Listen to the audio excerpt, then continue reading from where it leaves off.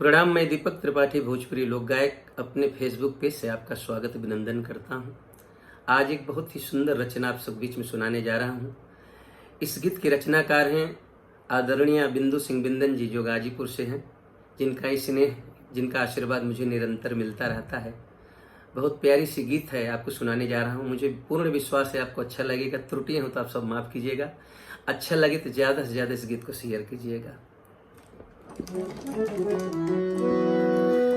कि कैसन चलल गम के आधी, कैसन चलल गम के आधी, कुछ दिखात नहीं थे।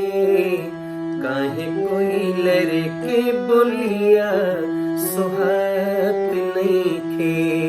काहे कोई लरे के बोलिया सुहात नहीं थे।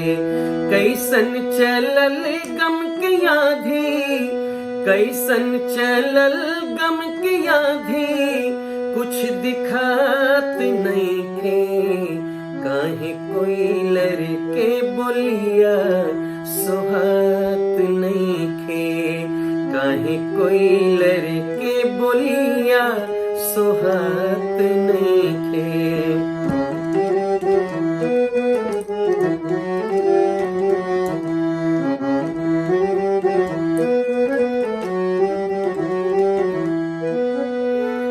अरे चकवा चकई चाँद निहारे, चकवा चकई, चकवा चकई चाँद निहारे।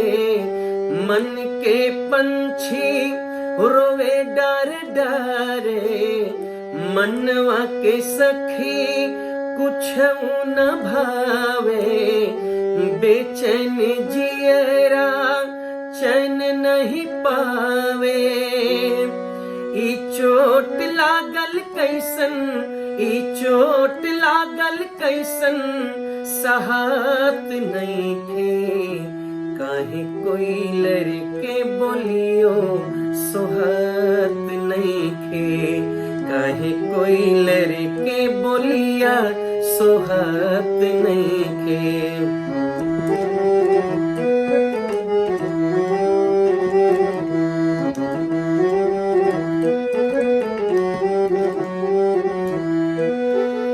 हंसत खेलत देश उजड़ गई, हंसत खेलत देश उजड़ गई। क्षण भर में का से का हो गई, क्षण भर में का से का हो गई। त्राही त्राही चहूं और बिलखत लोग बा, बड़ा दुखदाई कोरोना के रोग बा। बड़ा दुखदाई कोरोना के रोग बा।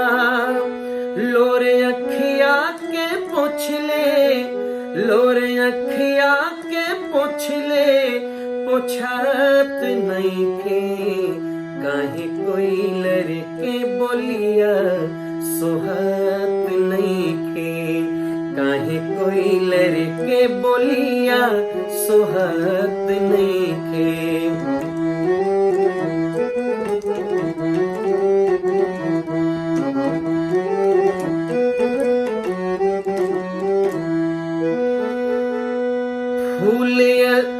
फूल ऐसन जिंदगी गइल मुरझाई।